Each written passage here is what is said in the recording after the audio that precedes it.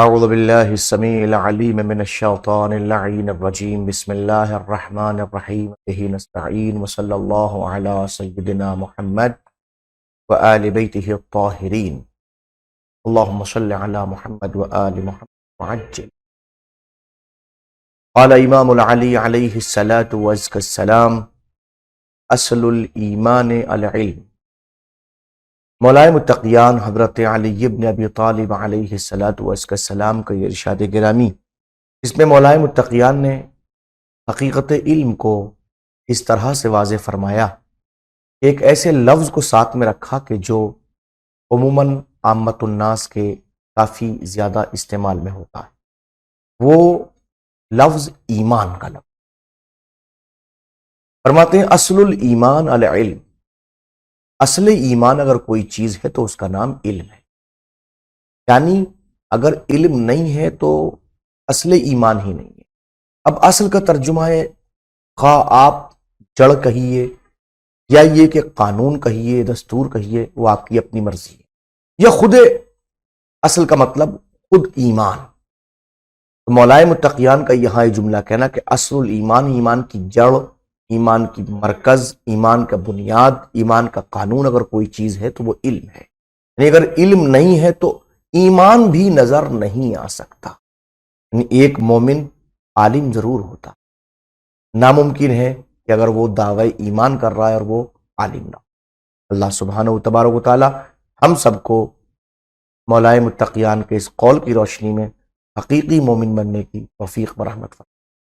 گفتگو چل رہی تھی ہماری عزیز من ان دلیلوں سے متعلق کہ جو امام کی تنصیب کے وجوب کو بیان کرتی ہیں. کہا گیا تھا کہ حضور سرور کائنات کے جانے کے بعد اس کائنات کے اندر شریعت اسلامیہ سے متعلق 4 قسم کے گیپس پیدا ہوتے ہیں، جن گیپس کو پر کرنا ضروری ہے. اب ان گیپس کے حوالے سے 3 قسم کے احتمال موجود تھے. پہلا احتمال یہ ذکر کیا تھا، شارع مقدس نے ان گیپس کو بھرنے کا کوئی بھی اہتمام نہیں کیا ہے، تو یہ احتمال ساقط ہے. کیوں ساقط ہے؟ اس لیے اس کی پہلی وجہ تو یہ ہے کہ غرض بعثت کے ساتھ میں جمع نہیں ہو سکتا. دوسری بات، ان فراغات کو ترک کرنے کا نتیجہ دین اور شریعت کا ضائع ہونا ہے. یہاں تک گفتگو ہوئی تھی.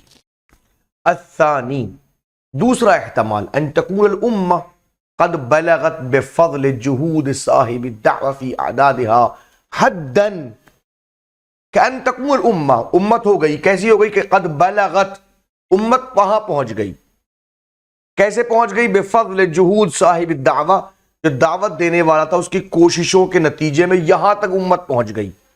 فی اعداد، اپنے اعداد میں، حدن، اس حد کو پہنچ گئی کہ تقدر معہو، کہ اس حد کے نتیجے میں اور اس فضل کے نتیجے میں اس کی قوت حاصل ہو گئی بے نفسہا، اس کے اپنے پاس میں، کہ علی سد ذالک الفراغ، کہ امت خود اس فراغ کو، اس گیپ کو پر کر سکے. یعنی کہ نبی اکرم صلی اللہ علیہ وسلم نے اتنی محنت کی کہ اس محنت کے نتیجے میں امت خود اس منزل پہ پہنچ گئی ہے کہ جتنے فراغات ہیں، جتنے گیپس ہیں، ان گیپس کو وہ امت فل کر سکتی ہے، پر کر سکتی ہے. بات واضح ہوئی. غیر ان التاریخ والمحاسبات الاجتماعیہ یبطلان هذا الاحتمال، لیکن جب ہم تاریخ اور اجتماعی محاسبات کو دیکھتے ہیں تو یہ دونوں مل کے اس احتمال کو ہی باطل کر دیتے ہیں. وَيَثْبُتَانِ، دونوں ثابت کرتے ہیں، تاریخ بھی ثابت کرتی ہے اور محاسبات اجتماعیہ بھی ثابت کرتے ہیں کہ أَنَّهُ لَمْ يُقَدِّرْ لِلْأُمَّةِ بُلُوغَ تِلْكَ الذَّرْوَةِ، کہ امت اس جگہ تک نہیں پہنچی لِتَقُومَ بِسَدِّ هَذِهِ الثَّغَرَاتِ الَّتِي خَلَفَهَا غِيَابَ النَّبِيِّ الْأَكْرَمِ، کہ ان تمام ثغرات کو، ان تمام فراغات کو، ان تمام کھائیوں کو بھر سکے کہ جو حضور سرور کائنات صلی اللہ علیہ وآلہ وسلم کے اس دنیا سے جانے کے بعد پیدا ہوا. لا فی جانب تفسیر، نہ تفسیر میں نظر آتا ہے ہمیں، ولا فی جانب تشریح، نہ تشریح کے بیان کرنے میں نظر آتا ہے، ولا فی جانب رد تشکیکات و دفع الشبہات، اور نہ جتنے شکوک و شبہات پیدا کیے جاتے ہیں ان کے دفع کرنے میں، رد کرنے میں ایسا نظر آتا ہے۔ وَلَا فِي جَانِبِ صِيَانَةِ الدِّينِ عَنِ الْانْحِرَافِ، اور نہ ہی ہمیں یہ نظر آتا ہے کہ امت اپنے انحراف کو، اپنے انحرافات سے دین کو بچانے میں کامیاب ہوئی ہے۔ اما فی جانب التفسیر، وضاحت کی جناب، کہاں تفسیر میں آگے دیکھ لیجیے آپ یہ فیکفی وجود الاختلاف الفاحش فی تفسیر آیات الذکر الحکیم، تو آپ قرآن مجید کی آیات میں فحش یعنی کہ بالکل واضح اور آشکار اختلاف نظر آئے گا آپ کو، حتی فیما یرجع الی امر المسلمین یوما ولیلہ، یہاں تک کہ جو صبح و شام کا مسلمان کا کام ہے نا اس کے اندر بھی مسلمانوں میں اختلاف۔ فرض کیجئے میں ایک مثال دے دوں خدمت میں، صبح و شام میں 5 مرتبہ انسان وضو کرتا ہے، قرآن مجید میں آیت وضو موجود ہے، یا ایھا الذین آمنوا اذا قمتم الى الصلاة فاغسلوا وجوہکم وایدیکم الى المرافق وامسحوا برؤوسکم وارجلکم الى الکعبین۔ عالم تفسیر آج تک اس اختلاف پہ رکھا ہوا ہے کہ وامسحوا برؤوسکم کے بعد ارجلکم کے لام پہ زبر کیوں آیا ہے؟ یہ عطف وامسحوا کے اوپر ہے یا وہاں شروع میں ہے فاغسلوا کے اوپر ہے؟ یہ اختلاف ایسا موجود ہے، کچھ لوگ سر کا مسح کرتے ہیں، کچھ لوگ پیر کا ہی مسح کرتے ہیں، کچھ لوگ سر کا مسح کرتے ہیں گردن کاٹتے ہیں، اور معلوم ہوا کہ اس کے ساتھ ساتھ یہ ہوا کہ پیر کا مسح نہیں کرتے، پیر دھلتے ہیں، چونکہ ان کے نزدیک جو ہے وَامْسَحُوا بِرُؤُوسِكُمْ وَأَرْجُلَكُمْ میں ارجلکم جو ہے وہ اغسلوا کے اوپر عطف ہے، نہ کہ وَامْسَحُوا کے اوپر۔ لیجیے اختلاف ہو گیا نہیں تفسیر میں، فحش ہے صبح شام کا مرحلے پہ۔ اما فی مجال التشریع، جہاں تک شریعت کی جگہ پہ آ کے دیکھیے، فیکفی فی ذلک الوقوف علی ان التشریع الاسلامی ظہر وتکامل تدریجا علی ما یقتضی الحوادث والحاجات الاجتماعیہ۔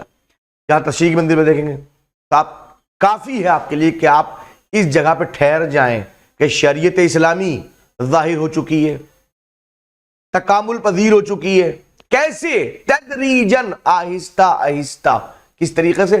علی ما یقتضی الحوادث، جیسے جیسے حوادث کا تقاضا ہوتا رہا شریعت آتی رہی، والحاجات الاجتماعیہ، جیسے اجتماع کی حاجت ہوتی رہی ویسے ویسے شریعت آتی رہی۔ کی عہد الرسول، حضور سرور کائنات کے دور میں 23 برس تک مسلسل آیتوں کا نزول ہوتا رہا، 23 برس تک مسلسل شریعت آگے بڑھتی رہی، ظاہر ہوتی رہی، کامل ہوتی رہی، تدریجاً۔ وَمِنَ الْمَعْلُومِ، اور یہ بات بھی واضح ہے، معلوم ہے کہ ان هذا النمط كان مستمرا بعد الرسول، کہ یاد رکھیے حوادث تو بعد میں بھی ہیں رسول کے بعد میں، حاجات اجتماعی تو رسول کے بعد بھی ہیں، تو یہ نمط اور یہ اسلوب رسول کے بعد بھی مستمر رہے گا۔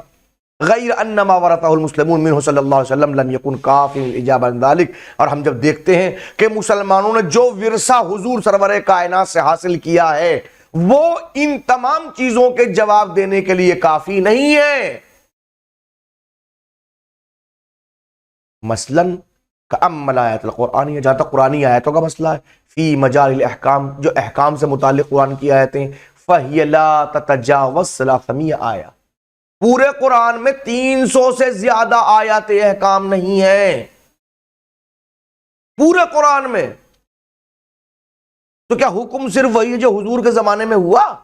آج بھی تو احکامات ہیں، اب قرآن کہاں مکمل کرے گا ہماری ان چیزوں کو؟ وَأَمَّا الْأَحَادِيث، جہاں تک بات احادیث کے کہیں، اور قرآن کے علاوہ حضور پاک کی حدیث بھی تو ہیں، فی هذا المجال، اس مجال میں نہیں کہ احکام میں، فَالَّذِي وَرَثَتْهُ الْأُمَّةُ لَا تَتَجَاوَزْ 500 حدیث، تو جو کچھ امت کو ملا ہے حضور سے نا، تو وہ بھی 500 سے زیادہ حدیثیں نہیں ہیں، 300 آیتیں، 500 حدیثیں۔ وَهَذَا الْقَدْرُ لَا يَفِي بِالْإِجَابَةِ عَلَى جَمِيعِ الْمَوْضُوعَاتِ الْمُسْتَجِدَّةِ، نئے نئے موضوعات کے تمام کے سوالات کے جواب دینے کے لیے 800 احکام کافی نہیں ہیں۔ توضیح المسائل اٹھا کے دیکھیے، اس میں کتنے مسائل ہوتے ہیں؟ 800۔ اما آج جو مختصر توضیح میں وہ بھی 2-3 ڈھائی ہزار مسائل پہ مشتمل ہے، اور یہاں ٹوٹل 300 آیتیں، 500 حدیث، 800۔ اب کیا کریں گے آپ؟ کیا کریں گے آپ؟ کہاں کھڑے ہیں آپ؟ وَلَا نَعْنِ مِن ذَلِكَ، اس کا مطلب یہ نہیں ہے کہ ان الشریعۃ الاسلامیہ ناقصہ، کوئی یہ نہ کہے کہ آپ یوں کہنا چاہتے ہیں کہ شریعت ناقص ہے، فی ایفاء اغراضها تشریعیہ کہ وہ اپنی شریعت کی اغراض کو مکمل کرنے میں ناقص ہے، وہ وفا نہیں کر سکتی، وہ شمول المواضیع المستجدہ، اور شریعت اسلامی ناقص ہے کہ وہ نئے نئے موضوعات کو شامل نہیں کر سکتی۔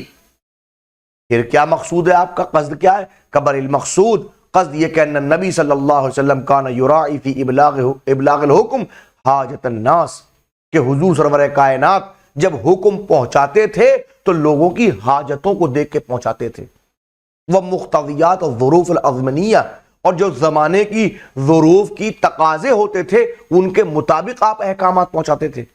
ایسا نہیں ہے کہ حضور نے اپنے سامنے 200 سال بعد آنے والے واقعے کی طرف اشارہ کیا ہو اور کہا کہ 200 سال کے بعد ایسا ہوگا تو اس کے لیے حکم ایسا ہے، نہیں، جو سامنے آیا آپ نے اس کا حکم بیان فرمایا۔